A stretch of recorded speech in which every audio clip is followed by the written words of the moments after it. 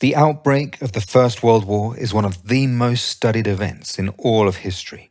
Thousands of books have been published discussing questions like, why did the war happen, who was to blame, and was it inevitable? In this video, I want to address a slightly different question. Did Europe's leaders actually want the war? It is a question that divides opinion. Some people will claim that much of Europe was totally up for a big war to sort out their differences. You hear that the British thought it would be great to give the Hun a damn good thrashing. Germany was supposedly keen on a war to earn it the respect that it deserved. Of course, there are many quotes that seem to support that viewpoint. On the other hand, we can also find quotes that point to the opposite, that Europe's leaders desperately wanted to avoid war. For instance, when the German ambassador handed Germany's declaration of war to Russia, he then burst into tears. The British Prime Minister also cried on the eve of war. As ever, it's easy to find evidence for whatever position you want to hold. Of course, the question is incredibly complicated and depends on a great many things. Who exactly are we talking about? At what point in the escalation are we talking about? When we say wanted the war, what war are we talking about? Do we mean a long Europe-wide war or a short regional war? In this video, I'm going to address those questions. The way that I've tried to tackle the problem is to find as many quotes as possible from the various European leaders and discuss whether they are, on balance, pro-war or anti-war. We'll also look at their actions and discuss what those imply about what they wanted. However, before that, let's have an overview of the history, the story of the outbreak of World War I. In June of 1914, Europe was at peace and war didn't seem to be on the horizon. There were, of course, tensions between the various nations. Particularly strong were those between Austria and Serbia, who had conflicting claims over land in the Balkans. Serbia had a strong nationalist movement that wanted to see a bigger, grander Serbia that included all the ethnic Serbs in the region. The Austro-Hungarian Empire was, by that point, very weak and, frankly, barely holding itself together. Many people thought it might break apart at any minute, and should that happen, Serbia wanted to be in a position to take as much territory as possible. Serbia was particularly hacked off about something that Austria had done 6 years earlier. Austria had been administering the territory of Bosnia, which was on paper part of the incredibly weak Ottoman Empire. In 1908, the world was stunned when Austria-Hungary annexed Bosnia, incorporating it into their empire. Serbia was incensed by that, and some Serbian nationalists even called for war. Tensions persisted, but Europe just about held it together. Then came the assassination. On the 28th of June 1914, in Bosnia, a Serbian nationalist assassinated the heir to the Austro-Hungarian Empire. That was absolutely huge. Perhaps a modern-day equivalent would be something like 9/11. Austria was, of course, outraged by the assassination of their heir, but they weren't sure how to respond. Should they go to war with Serbia? If not, what should they do? Germany was allied with Austria and promised to back it, whatever it chose to do. Meanwhile, Russia was allied with Serbia and promised to defend Serbia should Austria go to war. Eventually, Austria decided that it would send Serbia an ultimatum. Serbia must either accept various humiliating demands or Austria would invade. On the 28th of July, almost 4 weeks after the assassination, the ultimatum was sent. The Serbians agreed to some, but not all of the ultimatum, and so 5 days later, Austria declared war. The next day, it began shelling the Serbian capital. At the same time, Russia, fearing attack from both Austria and Germany, had been readying its military. That process, known as mobilization, was hugely provocative to Germany. Fearing Russian attack, Germany issued its own ultimatum, demanding that Russia stop mobilizing. Russia refused, and so Germany declared war. With Russia and Germany at war, another great power was drawn into the conflict, France. France was allied with Russia, and so it was obliged to declare war on Germany. With Germany threatened on both sides, it decided to attack France, hoping for a quick victory that would allow it to then divert its military towards Russia. Attacking France required going through Belgium, and that provoked Britain. After German troops advanced into Belgium, Britain declared war.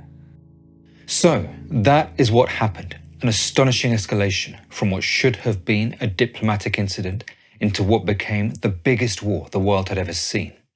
Now for the question of the video. Did Europe's leaders want the war to happen? Was it the case that they didn't want war but were powerless to stop it? Or were they actually keen on having a major war to settle their scores and win glory for their nations? Before trying to answer it, I think it's worth trying to think a bit more about what the question actually means, to define it a bit more. As you'll see, there are many things that make it a very complicated, difficult question, which is hard to answer in any simple way. The first is that, very obviously, different people felt very differently. As you'll see throughout the video, some men were much more keen on the war than others. Within every country, you can find some very powerful figures that were desperate for the war to happen, and others that were desperate to prevent it. Take Germany as an example. At one extreme, you have figures like Helmuth von Moltke. I think it's fair to say that Moltke had a bit of a screw loose. He was absolutely determined that Germany go to war. He was one of the most pro-war people around. He thought that Russia was getting more and more powerful with time, and that a war had to happen as soon as possible, otherwise it would be too late. In 1914, he said that Germany was in, quote-unquote, a singularly favourable situation to go to war, as both Russia and France were not prepared, whereas Germany was. He thought that within just a few years, Russia would be too powerful to take on, and so Germany should destroy both France and Russia while it was still possible. In his words, "We shall never hit it again so well as we do now." He was actually so fanatically pro-war that he was disappointed by any sign that the war might not happen. When Britain proposed a peace plan to the Austrians, Moltke demanded that the Austrians reject it. He said that the only way to save Austria-Hungary as a power was through a general European war. Moltke was extreme. The majority of the German leadership were nowhere near as bellicose as he was. On the other extreme, there were people who were totally against war. For instance, the Social Democratic Party, Germany's biggest political party. On July the 25th, the party's newspaper criticized, quote-unquote, Austrian imperialism, declaring, "No German soldier must sacrifice a single drop of blood for the power thrill of the Austrian rulers." One of its leaders even organized anti-war protests right up until the war broke out. As you can see, even within each country, there were leaders with totally opposing views about the prospect of war, making the situation harder to understand.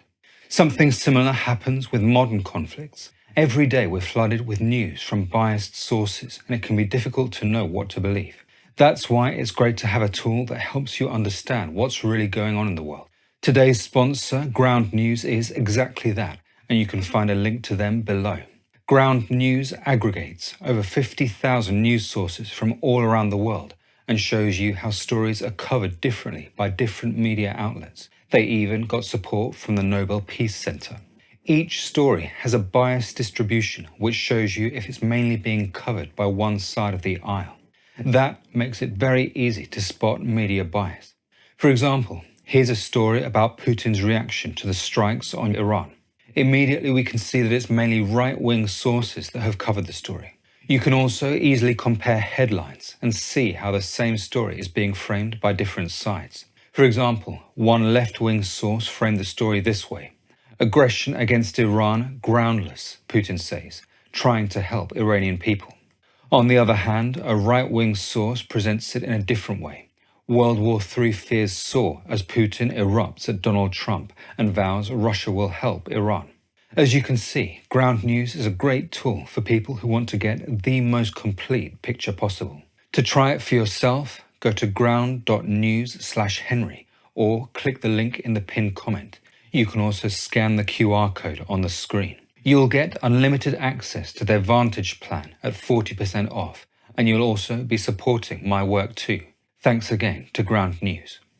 Now, coming back to the outbreak of World War I, something else that makes it very hard to judge what people wanted is that they themselves didn't know. Europe's leaders were totally confused. They were having all sorts of conflicting emotions.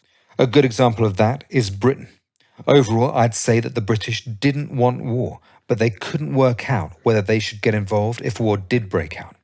Even just a few days before Britain went to war, its plan was to remain neutral. Then, Germany invaded neutral Belgium, whose independence Britain had guaranteed. That changed everything.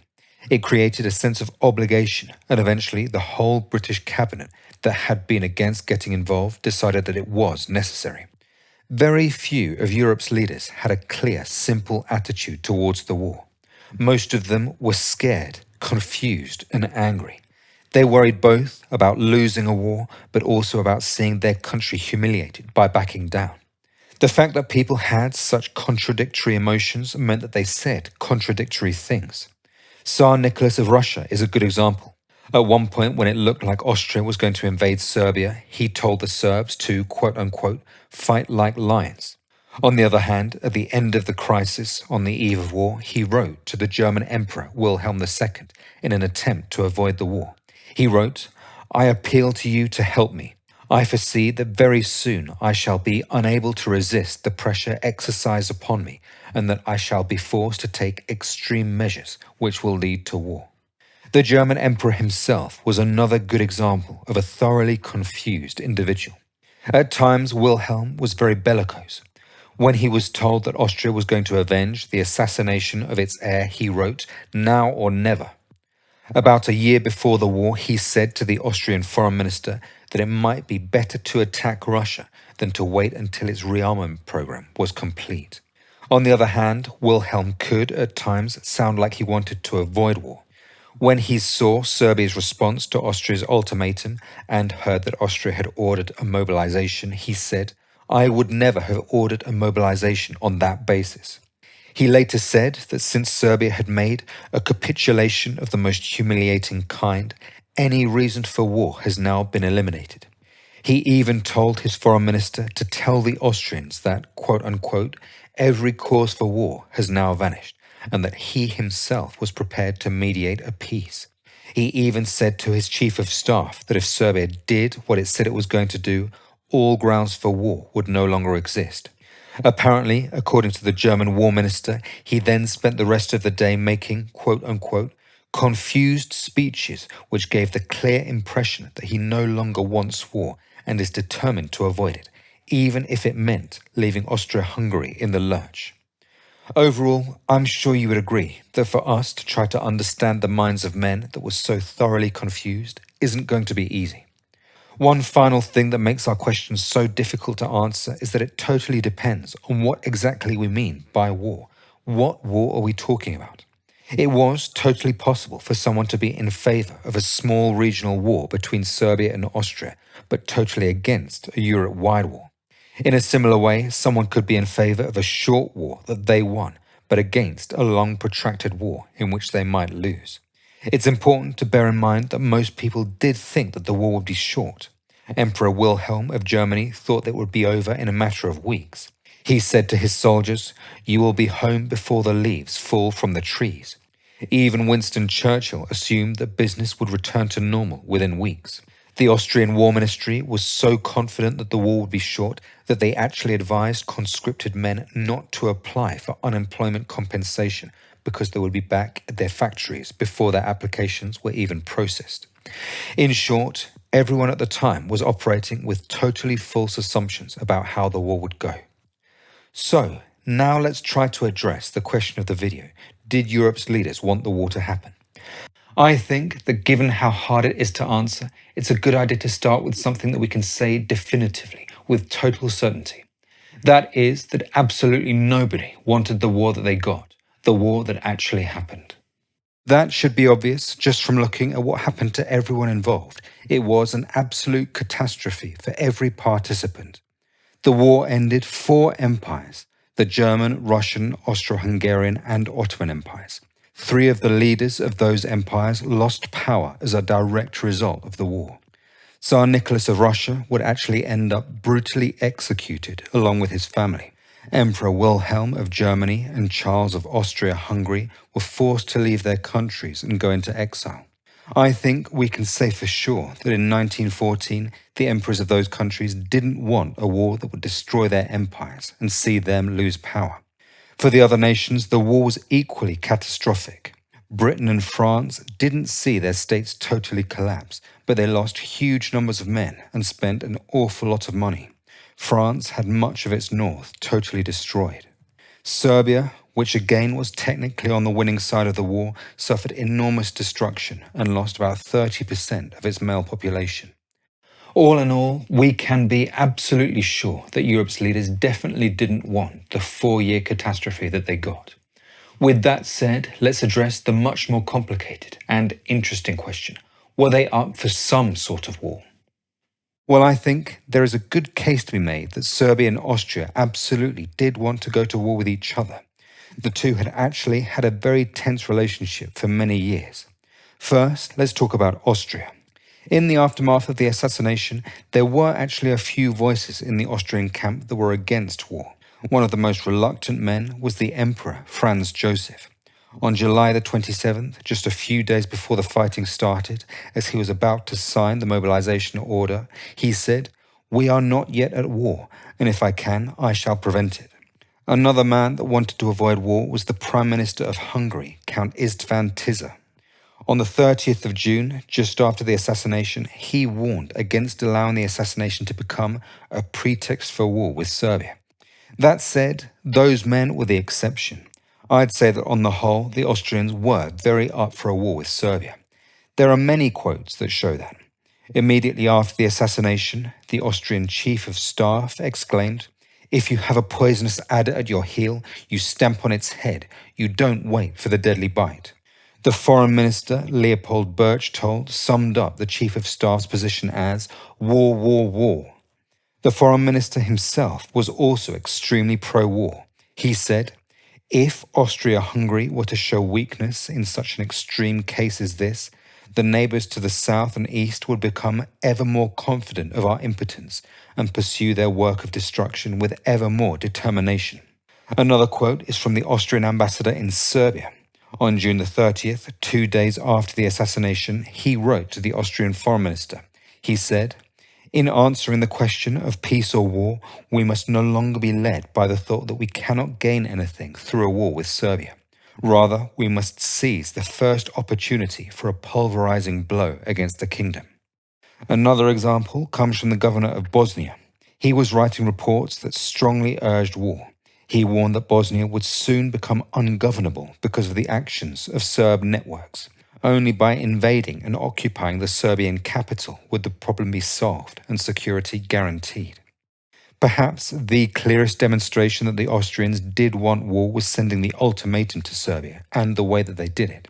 Although it sounds obvious, I do think it's worth pointing out that if Austria didn't want war, they could have just not sent the ultimatum. Not only is the ultimatum itself a clear sign that the Austrians wanted war, but also the way that they did it. Essentially, the Austrians sent the ultimatum expecting and hoping that it would be rejected by the Serbs. In fact, when they got Serbia's response, which was somewhat conciliatory, they were actually disappointed. According to the British ambassador in Vienna, there was actually, quote-unquote, a moment of keen disappointment. Austrians were hoping that the Serbs would clearly reject the ultimatum, and they would then have their excuse to begin mobilizing their military. In fact, they had the mobilization order already drawn up and ready to sign before they even got the response from the Serbs, which shows that they never really wanted the Serbs to accept it. The Austrian foreign minister was actually so determined for war that he was willing to lie to the Emperor Franz Joseph. As I mentioned earlier, Franz Joseph was actually quite reluctant to go to war, and when he was presented with the mobilization order, he wasn't very willing to sign it. To persuade him, the foreign minister lied to him and falsely told him that the Serbs were shelling Austrian positions. With that, he agreed to sign the mobilization order. Overall, I'd say that the Austrians were very up for war with Serbia. So, did the Serbs feel the same way? I think we can categorically say yes. The Serbs had been extremely resentful towards the Austrians for a very long time. One of the most important events that contributed to that was Austria-Hungary's annexation of Bosnia in 1908. Just to remind you, Bosnia had been on paper part of the Ottoman Empire, but Austria had been administering it. In 1908, Austria-Hungary shocked the world when it annexed Bosnia and incorporated it into their empire. For the Serbs, that was a disaster, as they had been hoping that parts of Bosnia would one day become part of a greater Serbia. The annexation caused a furious reaction from the Serbs. There were many public meetings where speakers openly called for war. At one rally at the National Theatre in Belgrade, 20,000 people listened to the leader of one political party demand that Serbia fight to the death to prevent the annexation. He said, "We will struggle until we are victorious, but if we are defeated, we will be defeated knowing that we gave our greatest effort and that we have the respect not only of all Serbs, but also of the whole Slavic race." There were many speeches with that sort of tone. The Crown Prince gave a speech to a crowd of about 10,000 people where he said that he personally would lead a military intervention into Bosnia. He said, "I am extremely proud to be a soldier, and I would be proud to be the one who leads you, the Serbian people, in this desperate struggle for life and death, for our nation and our honor." One Russian observer was taken aback by the intensity of the war frenzy. He later recalled that there was, quote-unquote, "a readiness to fight, and victory seemed both easy and certain." All that was in 1908, but 6 years later, on the eve of World War I, the Serbs were still extremely bellicose. Just after the assassination of Franz Ferdinand, the Serbian Prince Regent declared to his people, "Austria-Hungary unlawfully annexed Bosnia 6 years ago, and it's time for the nation to defend their households and the Serbian race with all their strength." As the war with Austria began to look ever more likely, the Serbs weren't cowed at all. A former chief of the Serbian Foreign Office said, "In my opinion, this presents to us a splendid opportunity to use this event wisely to achieve the full unification of the Serbs. It is desirable, therefore, that Austria-Hungary should attack us. In that case, onwards, in the name of God." So, based on those quotes, it would seem that the Serbs were 100% up for a war with Austria. They weren't just willing, they actually wanted it. Something else that can tell us about how the Serbs were feeling about the war is their response to the Austrian ultimatum. If they just rejected the ultimatum outright, that would be more evidence that they were totally up for a war. If they accepted it, that would show that they wanted to avoid war. First, I think it's worth briefly going over what the ultimatum actually said. Austria-Hungary's list of demands was extensive. They demanded the censorship of any criticism of the Austro-Hungarian monarchy and the banning of any organizations that spread anti-Austrian propaganda. Some of the demands were really just intended to be humiliating. The Serbian government had to provide explanations for the hostile statements made by Serbian officials after the assassination. The Austrians even wanted the removal of anti-Austrian content from the Serbian public education. There were also clauses related to the assassination itself. Serbia was to arrest and hand over various individuals that Austria thought had been involved. The two clauses that were most hard to swallow were 5 and 6. They would actually involve having Austrian officials on Serbian soil, both to prevent anti-Austrian sentiment and to be involved in the investigation. So, how did Serbia respond to the ultimatum? How conciliatory were they? Well, there is actually a lot of debate amongst historians about exactly how conciliatory their response was. Some would claim that the Serbs agreed to almost all of the demands. That included shutting down anti-Austrian societies and removing all officers who had been members. They were going to arrest anyone thought to have been involved in the assassination and increase measures to stop illegal arms trafficking. The only thing that they flat out rejected was that Austrian officials be involved in the investigation within Serbia itself. That would have contradicted the Serbian constitution, and so it couldn't be allowed. From that description, one would think that the Serbs were incredibly conciliatory in their response to the ultimatum.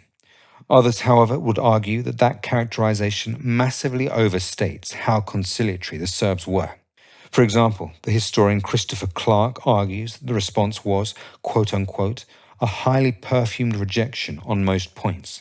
He describes it as a subtle cocktail of acceptances, conditional acceptances, evasions, and rejections. A good example of what he's talking about is that they agreed to remove anti-Austrian propaganda from the Serbian education system only once the Austrians provided them with proof of the propaganda. They were essentially denying that it existed.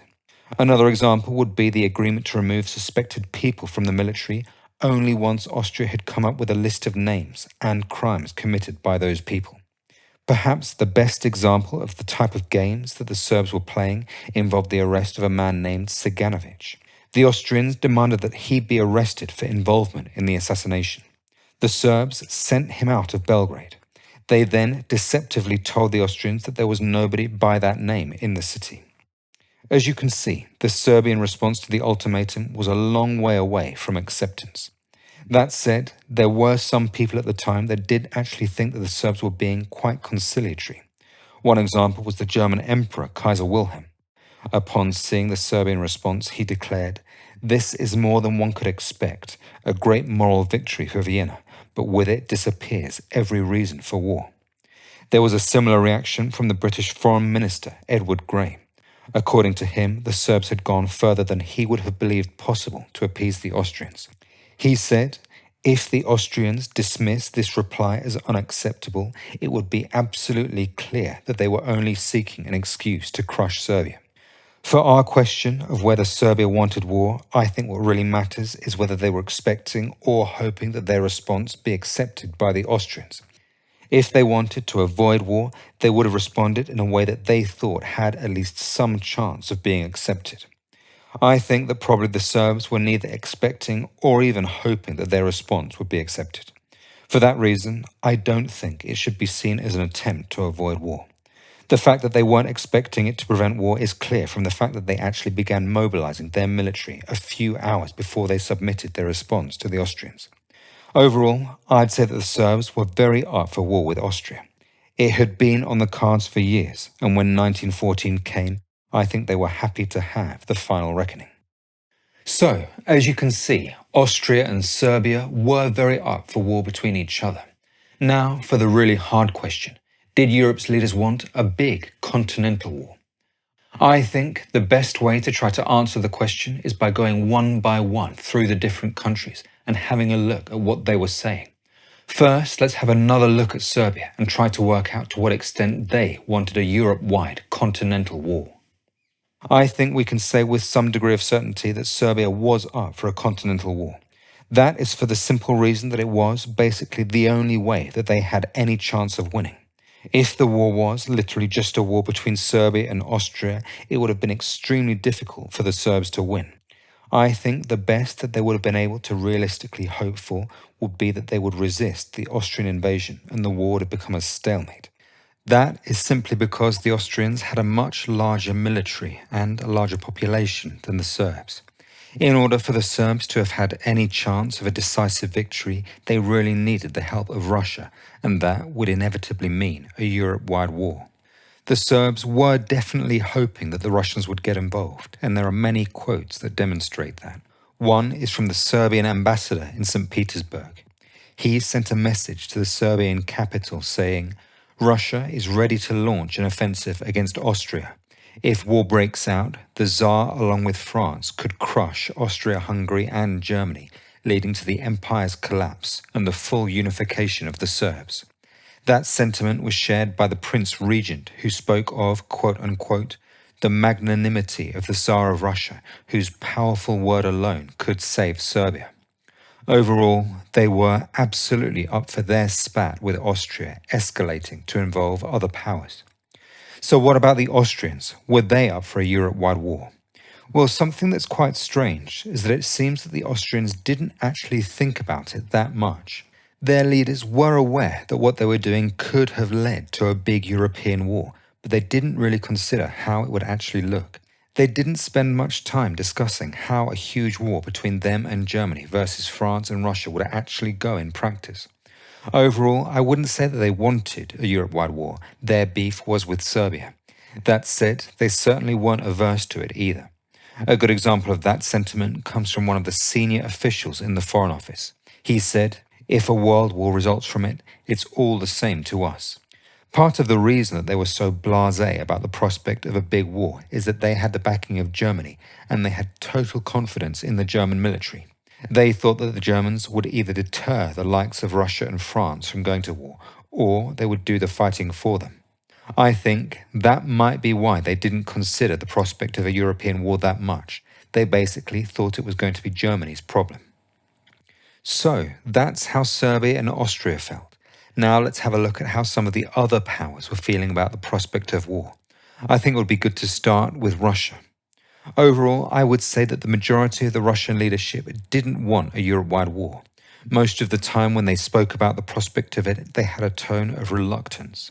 Some of the best examples of the Russians saying that they didn't want war actually come from Tsar Nicholas himself. On the 31st of July, his staff were demanding the mobilization of all Russian forces. They warned that there was no choice as Austrian troops were about to invade Serbia. Nicholas's response to the imminent outbreak of war was to write in his diary, "It has been a grey day, in keeping with my mood."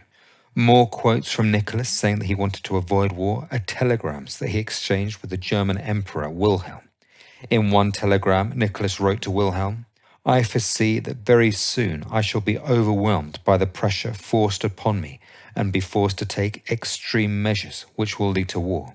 To try and avoid such a calamity as a European war, I beg you, in the name of our friendship, to do what you can to stop your allies from going too far. Nicky."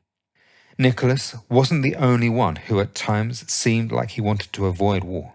Another example is the Russian Foreign Minister, Sazonov. At one point he told the French ambassador, "Until the very last moment, I will show myself ready to negotiate." Often when the Russians talked about the prospect of a European war, it was with a fatalistic tone, not an enthusiastic one. A good example is another quote from the Russian Foreign Minister. He said on the eve of war that they must, quote unquote, hasten our own military preparations and accept the inevitability of war. The Russian War Minister said similar things. At one point he said, "We shall have war anyway, we cannot avoid it." Often when they discussed getting involved in the war, they framed it as themselves being forced to rather than wanting to. For example, the Russian ambassador in Vienna said to a British diplomat that if Austria went to war with Serbia, Russia would be compelled to take up arms in defense of Serbia. Overall, I'd say that the majority of the Russian leadership didn't want a Europe-wide war. That said, they weren't willing to do much to prevent it. They weren't willing to back down, and if that resulted in war, so be it. A good example of that, again, comes from the Russian Foreign Minister. I said earlier that he declared himself ready to negotiate until the very last minute. Well, by negotiate, he basically meant that Austria backed down. He met with the Austrian ambassador to discuss Austria's ultimatum. He said that the ultimatum was, quote unquote, unacceptable, absurd, and insulting.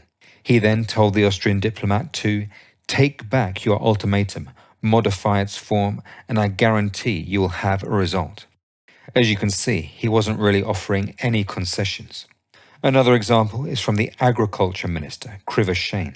In one meeting on the 24th of July, he spent some time laying out the arguments for and against war.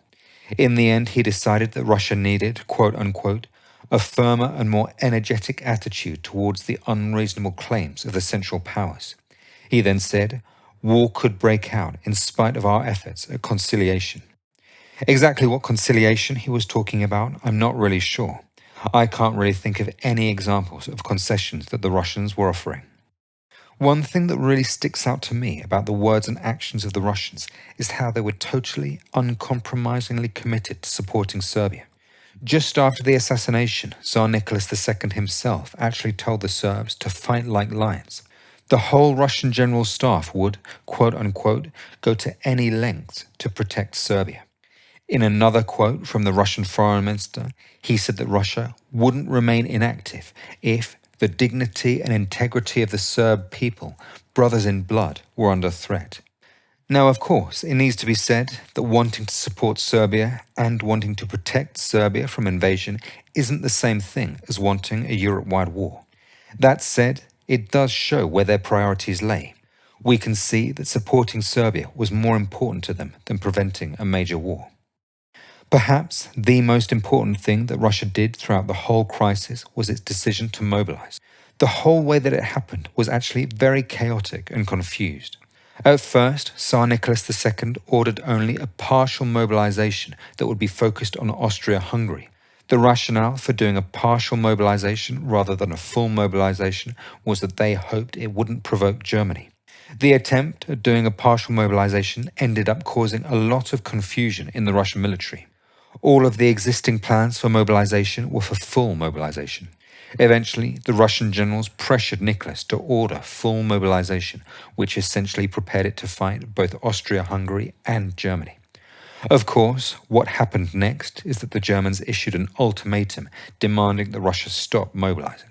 Tsar Nicholas and his advisors did actually debate whether to pause their military preparations to avoid a full-scale conflict. In the end, they decided to ignore the ultimatum, which then led to Germany declaring war. Overall, I think that the whole fiasco can be looked at in two ways. On one hand, the fact that they were even considering doing only a partial mobilization shows that they did want to avoid war, at least somewhat. After all, if they were totally up for a war, there would be no reason to consider it. It wouldn't matter if they provoked the Germans. On the other hand, the fact that they continued, even when Germany gave them the ultimatum, shows that as much as they didn't want war, they weren't willing to do much to prevent it. They knew that continuing would lead to war, and they did it anyway. At that point, Germany wasn't mobilizing at all, so it was actually a fairly reasonable request for them to ask the Russians not to. Overall, to sum up the position of the Russians, I'd say that they didn't want war, but they were up for the fight if it happened. They certainly weren't willing to make any concessions to prevent it. Now, let's talk about the Germans. I think the Germans are difficult to sum up because there is a really big variation in how different people felt. On the one hand, there were people like the Social Democratic Party, the largest party in the German parliament. They were totally against war. On the 25th of July, just a few days before the war started, they appealed for people to gather at large public meetings to, quote-unquote, express the unshakable desire for peace. The German government permitted those meetings to go ahead on the condition that they were held in private behind closed doors.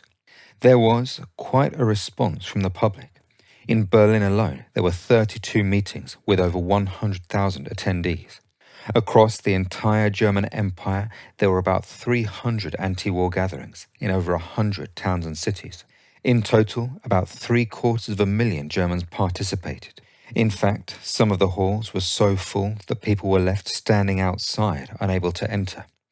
In a few places after the meetings, there were spontaneous street protests, even though those were officially banned. All that anti-war activity mostly took place towards the end of July, just before the war broke out. As for the German government itself, there are many quotes that seem to suggest people wanting to avoid war. The Chancellor, Bethmann Hollweg, is a good example. A few days before the war started, he urged Austria to resume talks with Serbia in the hope that they could de-escalate. In his words, Germany is ready to do its duty as an ally to Austria, but it must refuse to be drawn into a global conflagration. Perhaps the best example of a German politician desperately wanting to avoid war was the German ambassador to Russia. On August the 1st, as he handed Germany's declaration of war to the Russians, he burst into tears. He then stammered, "So, this was the result of my mission." He then ran out of the room. He was distraught that the war was starting. He viewed it as a personal failure on his part. However, the majority of the German leadership weren't nearly so distraught about the prospect of war. There was quite a lot of the same sentiment that I talked about the Russians having. People who didn't want the war, but weren't particularly averse to it, and they were not willing to make any concessions to stop it. A good example comes from the Foreign Secretary. He wrote, "We need to see to localizing the conflict between Austria and Serbia. Whether that is possible will depend in the first place on Russia, and in the second place on the influence of Britain and France. I have no wish for a preventative war, but if the fight offers itself, we dare not flinch." As you can see, he wasn't eager for war, but viewed it as everyone else's responsibility to stop it from happening. One of the most contradictory people of the time was the German Emperor Wilhelm II. At times, he could sound incredibly bellicose. For example, at one point he said that a change in the power balance of the Balkans has got to come. Austria must become predominant in the Balkans. On another occasion, he actually said, "We must finish the Serbs quickly, now or never." We can also see that Wilhelm was certainly not afraid of getting Germany involved directly in the fighting and causing a Europe-wide war. In one meeting with the Austrian ambassador, he said that Austria could count on Germany's full support. He even acknowledged the dangers that would come from Germany getting involved. He actually said that Germany would support Austria even if grave European complications ensued. He then said that Austria-Hungary ought to march at once against Serbia. Wilhelm openly talked about the prospect of war with Russia and wasn't afraid of it. The Austrian ambassador to Berlin had a meeting with Wilhelm and summed up his attitude like this: Russia, as things stand today, is not by any means prepared for war and would certainly think long and hard over whether to issue the call to arms. As you can see, Wilhelm said all sorts of bellicose things, but what makes him quite confusing is that he also said many things that seem to suggest that he wanted to avoid war, or at least limit how big it got. One good example is something that I talked about earlier, his reaction when he saw Serbia's response to the Austrian ultimatum. He said, "Any reason for war has now been eliminated. Serbia has made a capitulation of the most humiliating kind. The few reservations that it has made with respect to certain points can, in my opinion, surely be cleaned up with negotiation." Wilhelm actually offered to broker that negotiation himself. Wilhelm also tried to find a way to limit the scope of the war. At one point, he had the idea that Austria wouldn't invade and occupy all of Serbia. Instead, it would only take the capital, Belgrade, to make sure that there was an inquiry into the assassination. He also tried to find a way to stop the war escalating to involve Britain and France. The German plan for war was the famous Schlieffen Plan, which was to invade France quickly, defeat it, and then turn around and attack Russia. However, as war approached, there was some talk of Britain and France remaining neutral and the war taking place only in the east. Wilhelm actually wanted to do that. As the German military was already advancing towards France, he actually ordered them to turn around and only attack Russia. The German chief of staff told Wilhelm that that was impossible, to which Wilhelm responded by insulting him. It was only after it became clear that France wouldn't remain neutral that he changed his mind again and proceeded with the original plan to invade France. As you can see, like many other people at the time, Wilhelm was confused about what he wanted. Although he said many bellicose things, I do actually think it's unfair to accuse him of being totally pro-war. I think, without doubt, the men in Germany most up for war were the members of the military. I mentioned earlier Moltke, who was extremely pro-war. Well, he wasn't the only one. Perhaps the most insane quote that I found from anyone comes from the German war minister. At one point he said, "This war will last at least 1.5 years. Even if we perish over this, at least it will be fun."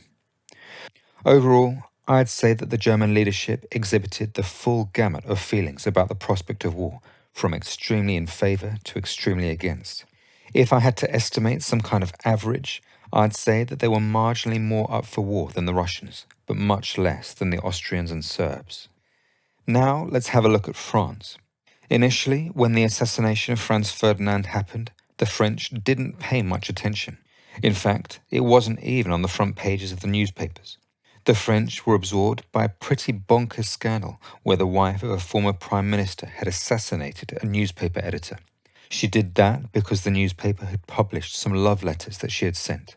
Essentially, the French weren't particularly interested in what was going on and certainly weren't hoping that a war would come of it. All throughout July, their sentiment remained the same, against war. Some of the best quotes that I was able to find to support that actually come from German officials. The German ambassador to France sent a report to Berlin that said, "The French Prime Minister does not wish to abandon the hope of maintaining peace that is deeply wished for here." Another German official wrote, "I had until the last moment the impression that the French government wanted to avoid war at any cost." That statement was actually written on August the 4th, after the war had already started, so it really shows how the French were against war right up until the very end. Another great quote is from the German envoy from Baden, one of the German provinces. He wrote, "The French now really do not desire war in any circumstances. In fact, they actually fear it on account of their desperate financial situation and perhaps on military grounds. That is why they are setting all levers in motion in St. Petersburg to exercise a moderating influence there. Whether the peace-loving ruler and his foreign minister will retain the upper hand against the pan-Slav currents is a thing no one can predict." One Frenchman who was absolutely beside himself with anxiety about the prospect of war was the French Prime Minister, René Viviani. According to historian Christopher Clark, at one point he pretty much had a mental breakdown. This was in the middle of July when the French leaders went to Russia to discuss with the Russian leadership what they would do about the potentially imminent war. At one lunch, Viviani was sat next to the Russian Tsar, but was unable to answer any of the questions that anyone asked him. After lunch, while the Russian Tsar and the French president were listening to a military band, Viviani was seen standing alone, far away, talking to himself and swearing loudly. Everyone noticed it. The French president commented on Viviani's behavior in his diary. He said, "Viviani is getting sadder and sadder, and everyone is starting to notice it." He followed that with, "The dinner is excellent." So I guess it wasn't all bad. We can see more of the French leadership's unwillingness for war in their actions leading up to the outbreak of the fighting. First, they were very reluctant to mobilize their army. That frustrated the military hugely. The Chief of Staff warned that France had already fallen 2 days behind Germany in preparing for war. He estimated that every 24 hours delay in mobilizing will result in the loss of 15 to 20 kilometers of terrain. In fact, the French Chief of Staff became so frustrated at the government not ordering mobilization that he actually threatened to resign. Eventually, on the 30th of July, the French government agreed to order mobilization, but demanded that the French troops remain 10 kilometers away from the border with Germany. That was to be enforced extremely strictly, to the point that any soldier that disobeyed the order was at risk of getting court-martialed. The order read, "No patrol, no reconnaissance, no post, no element whatsoever must go east of the said line.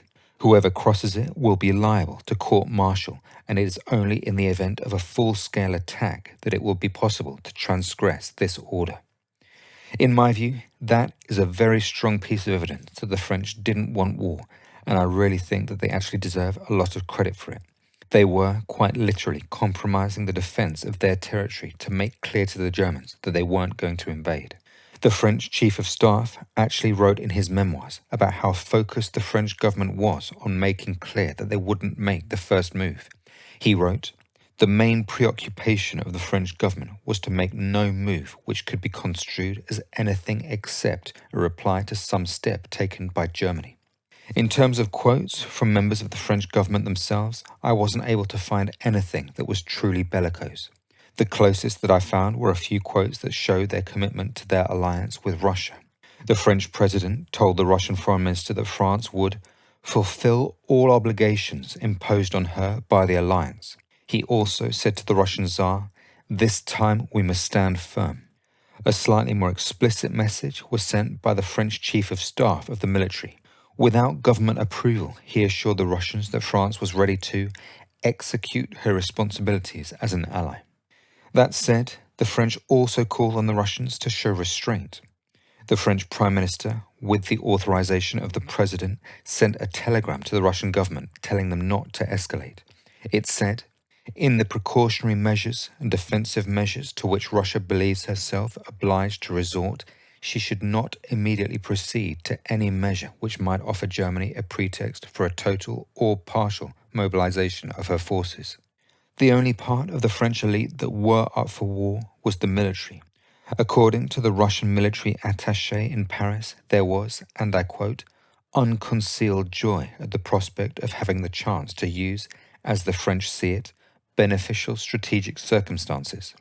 A quote from a German official backs up that statement. He wrote, "The French General Staff desires war because in its view the moment is favourable." The British also found the French military to be in favour of war. One British lieutenant general wrote about a meeting that he had with a French general, Edouard de Castelnau. He wrote, "It was curious to find that Castelnau is in favour of war, as now is a good opportunity. France and Russia being ready, Austria in a state of confusion, Germany unwilling." Overall, though, I think that sort of pro-war sentiment was mainly confined to the French military. The French government, which actually had all the power, was definitely against war. It's important to remember that France only entered the war because they were invaded. What they would have done if the Germans never attacked them is of course impossible to know, but I think there's a good chance that they never would have actually invaded Germany. Finally, let's come to Britain.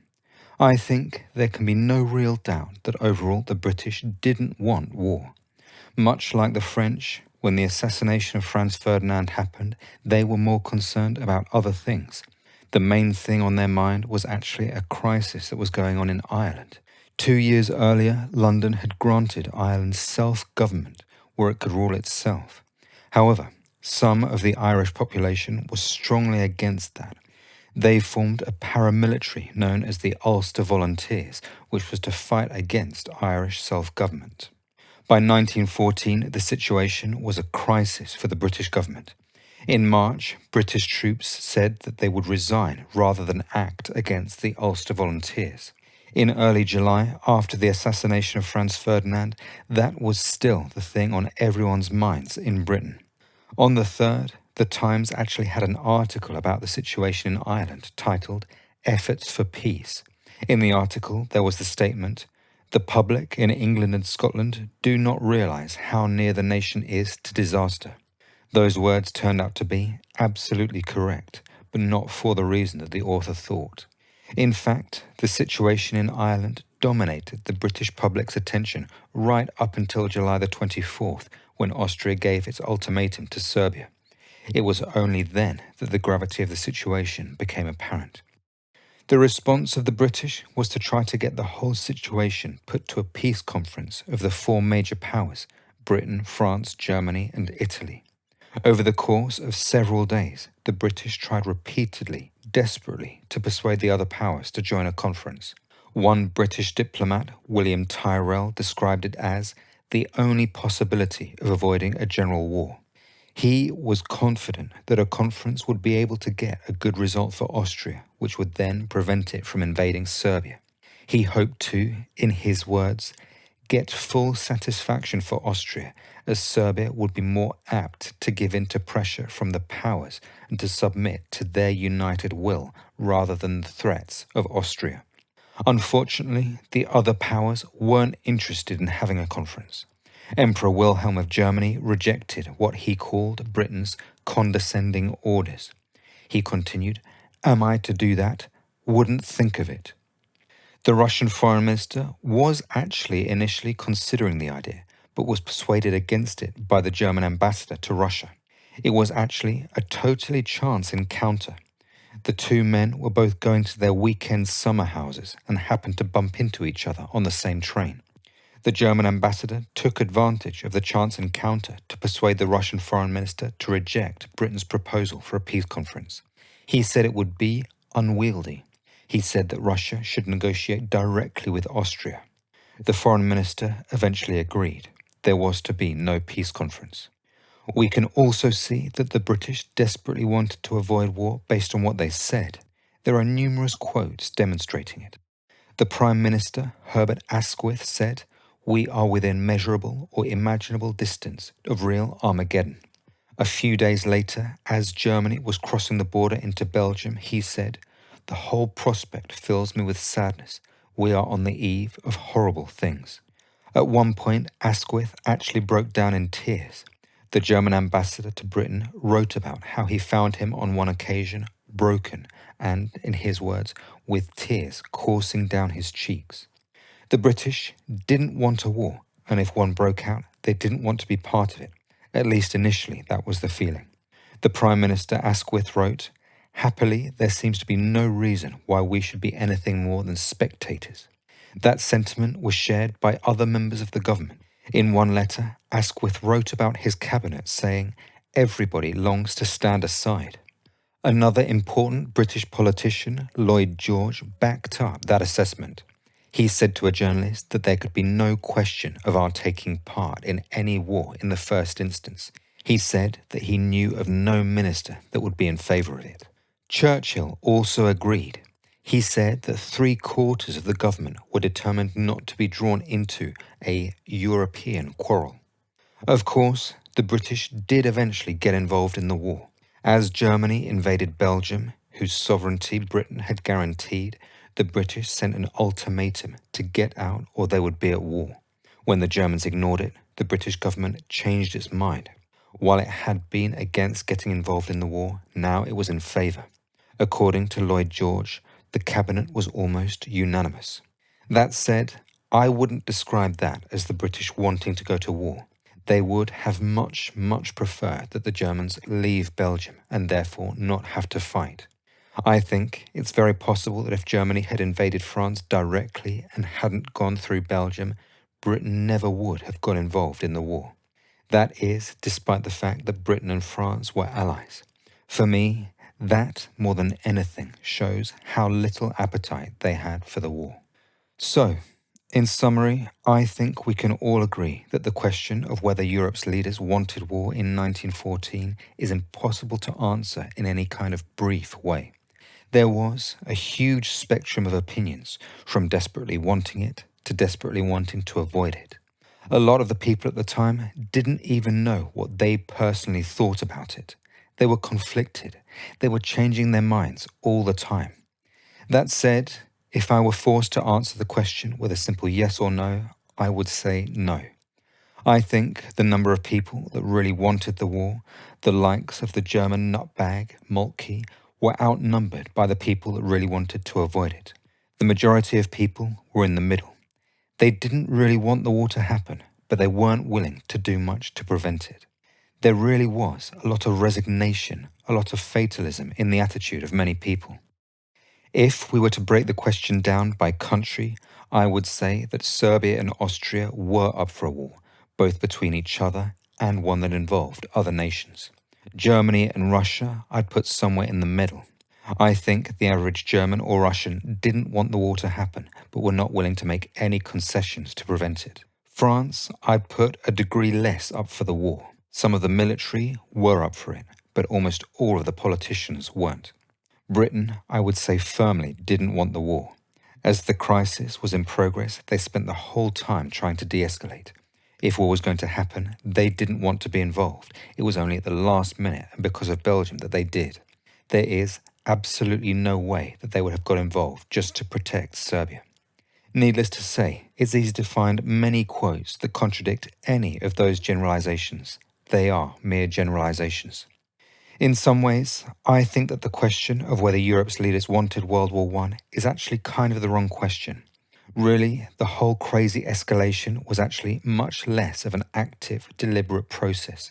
I think it's actually very well characterized by Christopher Clark in the title of his book, Sleepwalkers. The word sleepwalkers, for me, sums it up perfectly. Really, rather than Europe's leaders actively wanting the war, I think it was the case that they simply had no idea what they were doing. They had no idea what they were getting themselves into. Unfortunately for them, for the population of Europe, and for the world, the answer turned out to be far worse than they ever could have imagined.